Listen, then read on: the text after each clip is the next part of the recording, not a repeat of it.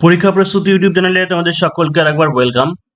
পরীক্ষা প্রস্তুতিতে পুলিশের ক্ষেত্রে কনস্টেবল অর্থাৎ পুলিশের যে সমস্ত আসন্ন যেগুলো এক্সাম আসছে সেইগুলোর হচ্ছে কনস্টেবল এবং হচ্ছে এসআই এর কোর্স নতুন ব্যাচ সেটা হচ্ছে জুন মাসের 2 তারিখ থেকে শুরু হবে বলেছি, এবং হচ্ছে জুন মাসের 1 তারিখ হচ্ছে লাস্ট অ্যাডমিশনের টেস্ট। তো যারা অ্যাডমিশন হতে চাইছে তোমরা 77974274 এই নম্বরে হোয়াটসঅ্যাপে কন্ট্যাক্ট করে নিতে পারো। দুটো আলাদা আলাদা ব্যাচ, কনস্টেবল এবং হচ্ছে এসআই সম্পূর্ণ আলাদা ব্যাচ, এবং মিসলেনিয়াস এই তিনটে কোর্স এখন পরীক্ষা প্রস্তুতিতে চলছে। তো দেখে নাও যে যারা শুরু করবে যে জিকেটাকে কিভাবে শুরু করবে, মানে একদম নতুন বা যারা হয়তো খাপছাড়া ভাবে শুরু করেছিলে কিন্তু কোনোটাই ঠিকঠাক ভাবে কমপ্লিট হয়নি, কম্পিটিটিভ লাইনের পরীক্ষায় হয়তো দেখা যাচ্ছে যে কাট অফ মার্কস থেকে বেশ কিছু নাম্বার 10-12 নম্বরের জন্য হয়তো হচ্ছে না বা 5-6 নম্বরের জন্য হচ্ছে না, তারা এখন এই মুহূর্তে কম্প্যাক্ট কিভাবে প্রিপারেশনটা শুরু করবে। তো প্রথমত আমাদের যেটা দেখে নিতে হবে, দেখো একটা জিকে, সেটা হচ্ছে যে সব থেকে ওয়েটেজ বেশি আসে কোন কোন সাবজেক্ট থেকে।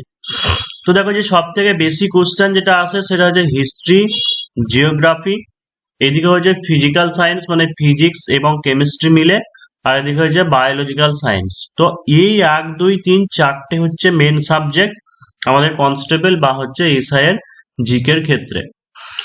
এছাড়াও পলিটি থেকে সেরকম কোশ্চেন আসে না, তবু হয়তো 2-3টে আসতে পারে। তারপর আছে পলিটি এবং আছে ইকোনমিক্স আর স্ট্যাটিক জিকে পোর্শন থেকে। ঠিক আছে, আমি আগে এইগুলো বলে দিই, তারপরে স্ট্যাটিক জিকের পার্টটা আলাদা আসছে। পলিটি, ইকোনমি, তারপর হচ্ছে তোমার এনভায়রনমেন্টাল স্টাডিজ, আর হচ্ছে কারেন্ট অ্যাফেয়ার্স। ঠিক আছে, তাহলে মেন 4টে সাবজেক্ট গেল এটা, হিস্ট্রি, জিওগ্রাফি, ফিজিক্যাল সায়েন্স এবং হচ্ছে বায়োলজিক্যাল সায়েন্স, যেটা তুমি তোমার ক্লাস 5 থেকে ক্লাস 10 পর্যন্ত যে পাঠ্য বই টেক্সট বই পড়েছো তার উপরে নলেজ বেস করে থাকবে। পলিটি যেমন সবাই 11-12 ছিল, এটা হয়তো সবাই যারা পরে সায়েন্স নিয়েছিল তারা যেমন পলিটিকে পাবে না। তো পলিটি, ইকোনমিক্স, এনভায়রনমেন্টাল স্টাডিজ এবং হচ্ছে কারেন্ট অ্যাফেয়ার্স, এইগুলোর ওয়েটেজ অনেকটা কম আছে এবং এইগুলো হচ্ছে মাধ্যমিক পর্যন্ত সেইভাবে ছিল না, বা এনভায়রনমেন্টাল স্টাডিজটা ছিল, ফিজিক্যাল সায়েন্স বা বিভিন্ন জায়গাতে ছিল। কারেন্ট অ্যাফেয়ার্সটা নিজের মতো করে পড়তে হবে। আর সেছাড়া একটা জিনিস যেটা স্ট্যাটিক জিকে থেকে ওটা ভালো ওয়েটেজ থাকে, স্ট্যাটিক জিকে থেকে মোটামুটি ধরে রাখতে পারো 10, 12, 14, 15 নাম্বার পর্যন্ত অনেক সময় চলে আসে। স্ট্যাটিক জিকেটা এমনি জিকে নলেজ যে কোনো বই থেকে পড়লেও হবে। তো আমাদের এই কটা পার্টে যেন ভাগ করে নিতে হবে। তো যে যেটাই সাবজেক্ট ধরো না কেন পরীক্ষা প্রস্তুতিতে, হয়তো আমি যেমন আজকে একটা ডেমো ক্লাস তোমাদেরকে দেখাচ্ছি যে ফিজিক্যাল সায়েন্স থেকে আমি শুরু করলাম, ভৌত বিজ্ঞান থেকে। তো ফিজিক্যাল সায়েন্সটা যারা সায়েন্সের ক্যান্ডিডেট তারা বুঝতে পারবে, কিন্তু বেশিরভাগ আর্টসের ক্যান্ডিডেট যারা আছো হয়তো কোথা থেকে পড়বে, কতটুকু পড়বে, কারণ একরকম সায়েন্সের সাবজেক্ট শুরু হলে 7-8 থেকে শুরু হয়ে গেলে সায়েন্স। তো এই জিনিসটা বুঝতে কিন্তু অনেক একটা টাইম লেগে যাবে। তো সেই ক্ষেত্রে হচ্ছে একটু এক্সপার্ট বা সায়েন্সের ব্যাপারে মোটামুটি নলেজ আছে বা কম্পিটিটিভ লাইনের নলেজ আছে সেই রকম একটা গাইড নিলে পরে বেশি যেমন ভালো হয়। তো দেখো যে আমি একটা ডেমোতে দেখাচ্ছি যে হয়তো ফিজিক্যাল সায়েন্সের যারা ফিজিক্স থেকে স্টার্ট করবে কিভাবে শুরু করবে। যেমন ফার্স্ট চ্যাপ্টার যেটা সেটা হচ্ছে ইউনিট, এবং যারা পরীক্ষা প্রস্তুতিতে অ্যাডমিশন হয়ে যাবে সাবজেক্ট ওয়াইজ এই সমস্তই class, live class plus recording plus PDF notes এবং এমসিকিউ প্র্যাকটিস মক টেস্ট সমস্ত কিছু পেয়ে যাবে। আর এসআই এর ক্ষেত্রে যেটা সেটা হচ্ছে এখন থেকে মেন স্টার্ট হয়ে গেছে। এসআই এর ক্ষেত্রে মেন্স এখন থেকে স্টার্ট হয়ে গেছে, ওল্ড ব্যাচে বা নতুন নতুন ব্যাচে শুরু হয়ে যাবে, অর্থাৎ রিপোর্ট, পেসি, ট্রান্সলেশন এই সমস্ত জিনিস এখন থেকে করানো হবে। তো দেখো ইউনিট একক কি হচ্ছে, ভৌত রাশি, ফিজিক্যাল কোয়ান্টিটি ভৌত রাশি, মানে কি যা কিছু পরিমাপযোগ্য তাই হচ্ছে রাশি, মানে যে জিনিসকে আমরা পরিমাপ করতে পারি, মেজার করতে পারি, সেটাকে কি বলা হচ্ছে, রাশি বলা হয়। তো রাশি কয় প্রকার? রাশি হচ্ছে 2 প্রকার। যেমন 1 নম্বর হচ্ছে কি স্কেলার রাশি, অর্থাৎ যে রাশি শুধুমাত্র মান আছে কিন্তু দিক নেই তাকে বলা হচ্ছে স্কেলার রাশি, অর্থাৎ কোনো ডিরেকশন থাকে না, শুধুমাত্র ম্যাগনিটিউড বা শুধুমাত্র মানটা আমরা বলতে পারি। যেমন এই যে ভর, ভর আমরা কত গ্রাম বা কত কেজি বলি। ঠিক আছে, সময় ঘন্টা, মিনিট বা সেকেন্ডে বা মিলি সেকেন্ডে বলি। কার্য কত জুল বলি আমরা। শক্তি, আয়তন, তাপমাত্রা, ক্ষমতা, চাপ, কম্পাঙ্ক, প্রবাহ মাত্রা। আর ভেক্টর রাশি কি হচ্ছে? ভেক্টর রাশি হচ্ছে যে রাশির মান ও দিক দুই থাকে তাকে বলা হয় ভেক্টর রাশি। যেমন কি ভেক্টর রাশি হচ্ছে কি বল, দেখো বল হচ্ছে ভেক্টর রাশি, সরণ, সরণ হচ্ছে ভেক্টর রাশি, ত্বরণ, ত্বরণ হচ্ছে ভেক্টর রাশি, ওজন ভেক্টর রাশি, ভরবেগ হচ্ছে ভেক্টর রাশি, গতিবেগ টর্ক এবার এখান থেকে একটা কোশ্চেন আসে, যেটা নিচের কোনটি ভেক্টর রাশি বা হয়তো বলে কোনটি ভেক্টর রাশি নয়। অর্থাৎ এটা তোমাকে বুঝতে হবে যে কোনটা স্কেলার কোয়ান্টিটি বা কোনটা ভেক্টর কোয়ান্টিটি। এখান থেকে একটা কোশ্চেন আসার সম্ভাবনা হয়। তাই প্রথম চ্যাপ্টার সাবজেক্ট এই জায়গাটা বুঝিয়ে দিয়ে বলে দিলাম যে প্রশ্ন কেমন হতে পারে। এবার বলি যে কেমন ভাবে তা মুখস্থ মনে রাখবে। যেমন দেখো যে স্মরণ বোধ দিয়ে বলি, স্মরণ কাকে বলা হয়? স্মরণ মানে হচ্ছে কোনো একটা বস্তু, ধরো এ পয়েন্ট থেকে বি পয়েন্টে গেল, বি পয়েন্ট থেকে সি পয়েন্টে গেল, ঠিক আছে। কিন্তু স্মরণ কাকে বলা হবে? স্মরণ হচ্ছে এসি যে ডিস্টেন্সটা, অর্থাৎ শর্টেস্ট ডিস্টেন্স বা হচ্ছে প্রাথমিক এবং অন্তিম অবস্থার সরলরৈখিক দূরত্ব, এটাকে বলা হয় স্মরণ। তাহলে কি হচ্ছে, যে এর নির্দিষ্ট একটা মানও থাকছে এবং হচ্ছে একটা দিকও থাকছে, সেই জন্য কি স্মরণ ভেক্টর রাশি। বল, বল কাকে বলা হয়? বল আমরা জানি এফ ইকুয়াল টু এম এ, অর্থাৎ ভর গুণিত ত্বরণ হয়। ত্বরণ, ত্বরণ মানে কি হচ্ছে, বেগের পরিবর্তনের হারকে ত্বরণ বলা হয়। তাই বেগের যেহেতু নির্দিষ্ট মান থাকছে, তাই কি হবে, যে বলের নির্দিষ্ট মান থাকবে, অর্থাৎ এটা ভেক্টর রাশি। ওজন, ওজন মানে হচ্ছে এক প্রকারের বল, তাই এটার কি ভেক্টর রাশি। ভরবেগ, গতিবেগ, টর্ক, এগুলো কি সব ভেক্টর রাশি। এবার নেক্সট দেখো যে মৌলিক একক বা হচ্ছে ফান্ডামেন্টাল ইউনিট, যে রাশিগুলির একক পরস্পরের উপর নির্ভরশীল নয়, যাদের সাহায্যে অন্য ভৌত রাশির একক গঠন করা যায়, তাদের মৌলিক একক বলা হয়। যেমন মেন প্রধান তিনটে হচ্ছে আরো দৈর্ঘ্য, ভর, সময়, এই তিনটের সাহায্যে অন্যান্য রাশির একক গঠন করা হয়। তার সঙ্গে আরো চারটি মৌলিক একক রয়েছে, যেমন হচ্ছে প্রবাহ মাত্রা, যার একক হচ্ছে অ্যাম্পিয়ার, তাপমাত্রা, যার একক হচ্ছে কেলভিন, দীপন প্রাবল্য, যার একক হচ্ছে ক্যান্ডেলা, পদার্থের পরিমাণ হচ্ছে মোল। এখান থেকে একটা জিনিস দিয়ে দিতে পারে কোশ্চেন, কি সেটা হচ্ছে যে নিচের কোনটি মৌলিক একক বা নিচের কোনটি মৌলিক একক নয়। এই সাতটার মধ্যে যে কোনো তিনটে ভরা থাকবে, একটা ভরা থাকবে না, এরকম ভাবে কোশ্চেন তোমাকে দেবে। তাই দৈর্ঘ্য, ভর, সময়, প্রবাহ মাত্রা, তাপমাত্রা, দীপন প্রাবল্য, পদার্থের পরিমাণ, এই সাতখানা হচ্ছে মৌলিক একক। তো লব্ধ একক কাকে বলা হচ্ছে? ওই যে ওই মৌলিক এককগুলির সাহায্যে যে একক গঠিত হয়। যেমন আয়তন, আয়তন মানে আমরা কি বলতে পারি, যেমন হচ্ছে দৈর্ঘ্য গণিত প্রস্থ গণিত উচ্চতা, অর্থাৎ দৈর্ঘ্যেরই তিনবার গুণ, মানে প্রস্থ এক রকমের দৈর্ঘ্য, উচ্চতা এক রকমের দৈর্ঘ্য। তারপরে হচ্ছে বল, বল মানে কি হয়? বল মানে হয় F equal to M A, M মানে হচ্ছে কি, এম মানে হচ্ছে ভর। ত্বরণ মানে কি, ভর গণিত ত্বরণ। এবার এই ত্বরণ মানে আবার কি জানি আমরা? ত্বরণ মানে হচ্ছে কি বেগের পরিবর্তনের হারকে ত্বরণ বলা হয়, মানে হচ্ছে বেগ বাই সময়। এইভাবে কি হচ্ছে, লব্ধ একক গুলো হচ্ছে। তো সেরকমই শক্তি, ক্ষমতা, চাপ, বেগ, ভরবেগ, অর্থাৎ ওই সাতটা বাদ দিয়ে যা আছে সবাই কি, সবাই হচ্ছে তোমার লব্ধ একক। তো দৈর্ঘ্য মাপার, এখান থেকে আরো বেশি এগুলো স্ট্যাটিক কোশ্চেন আছে। যেমন দৈর্ঘ্য মাপার সব থেকে বড় একক, দৈর্ঘ্য মাপার সব থেকে বড় একক কি? পারসেক। 1 পারসেক ইকুয়াল টু 3.26 আলোকবর্ষ। 1 আলোকবর্ষ ইকুয়াল টু 9.46 10⁻12 কিমি।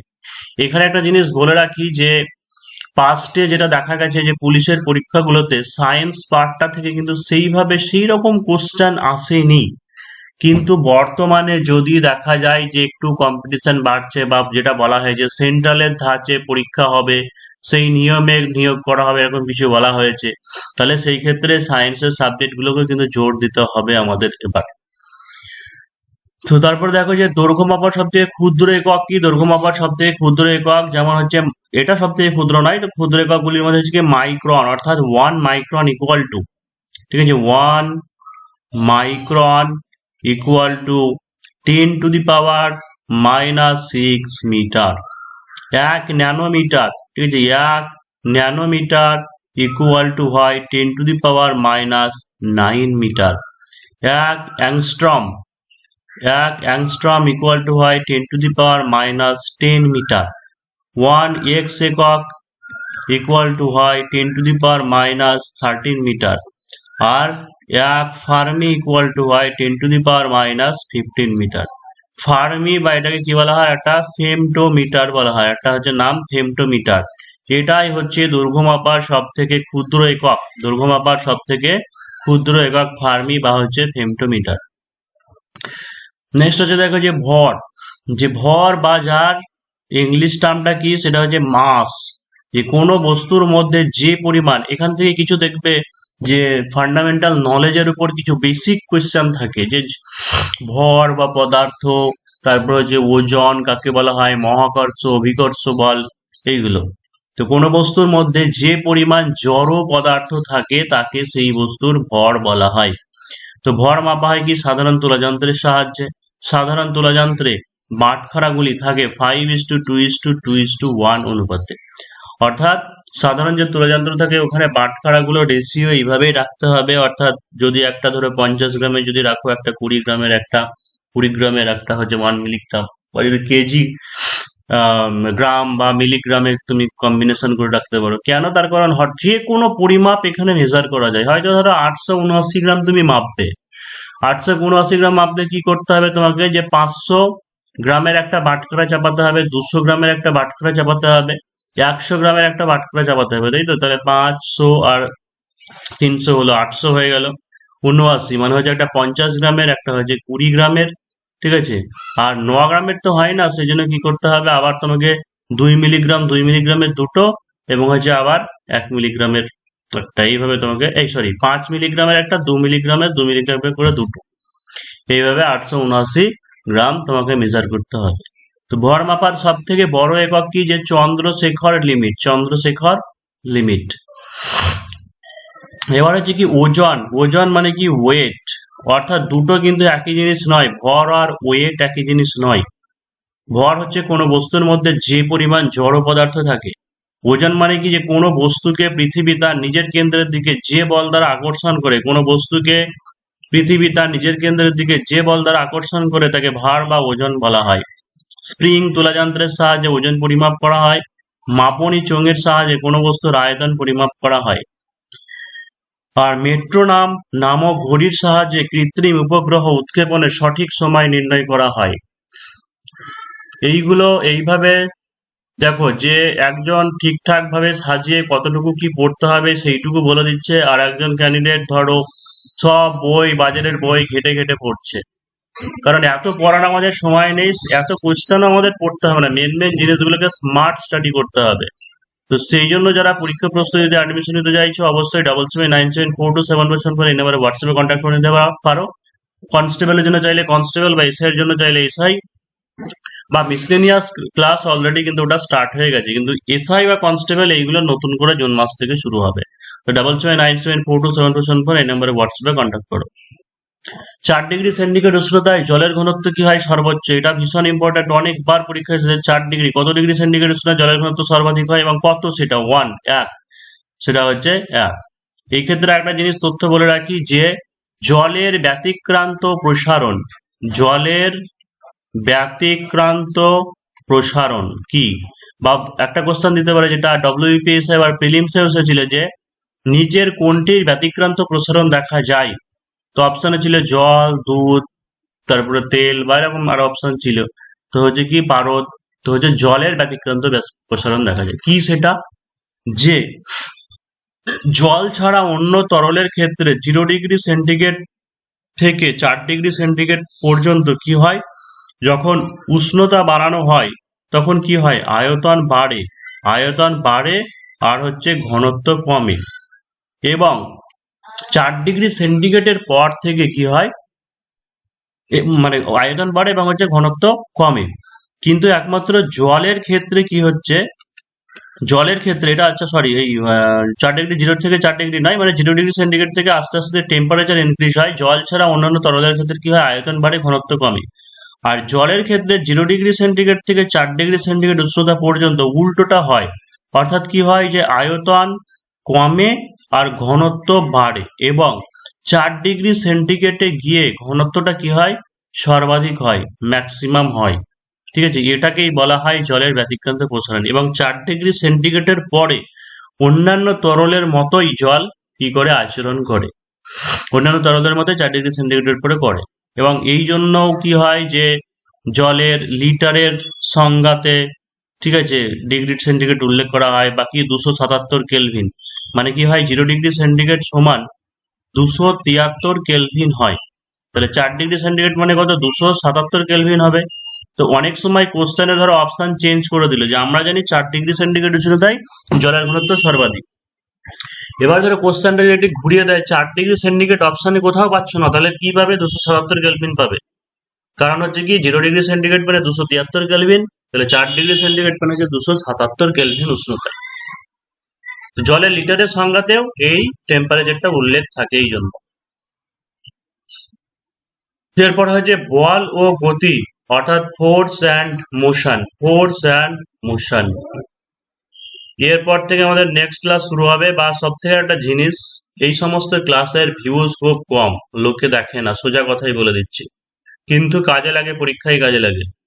ব্যাপার কি হয়, টোটকা টাইপের শর্ট, মানে হয়তো এমসিকিউ আলোচনা করা হচ্ছে, ইতিহাস ভূগোল স্ট্যাটিক, ওইগুলোতে ভিউজ বেশি হয়, ওইগুলো মানুষ বেশি করে। তাই এই সমস্ত ক্লাস বেশিরভাগ কি করা হয়, পেড ব্যাচেই করানো হয়, পেড ক্লাসেই করানো হয়। তো আমি বলে দিলাম যে কিভাবে কি রেডি হতে হবে, মানে এটা একটা দেখিয়ে দিলাম যে ফিজিক্যাল সায়েন্সের কিভাবে এগোতে হবে, এইভাবে কেমিস্ট্রি, বায়োলজি, অন্যদিকে হিস্ট্রি, জিওগ্রাফি কিভাবে কি এগোতে হবে, সব আস্তে আস্তে এইভাবে শুরু করতে হবে। যারা পরীক্ষা প্রস্তুতিতে যারা অ্যাডমিশন নিতে চাইছো, ঠিক আছে, যারা হয়তো জানো না, অনেকদিন থেকে কিন্তু বলা হচ্ছে, তো 7797427474 এই নাম্বারে হোয়াটসঅ্যাপে কন্ট্যাক্ট করে দিতে পারো। কারণ পরে কোর্সের পরে যুক্ত হলে অনেক প্রবলেম হয়, তোমাদেরও হবে, আমারও প্রবলেম হবে। তো 7797427474 এই নাম্বারে হোয়াটসঅ্যাপে কন্ট্যাক্ট করে নাও। এসআই বা হচ্ছে কনস্টেবল বা হচ্ছে মিসলেনিয়াস।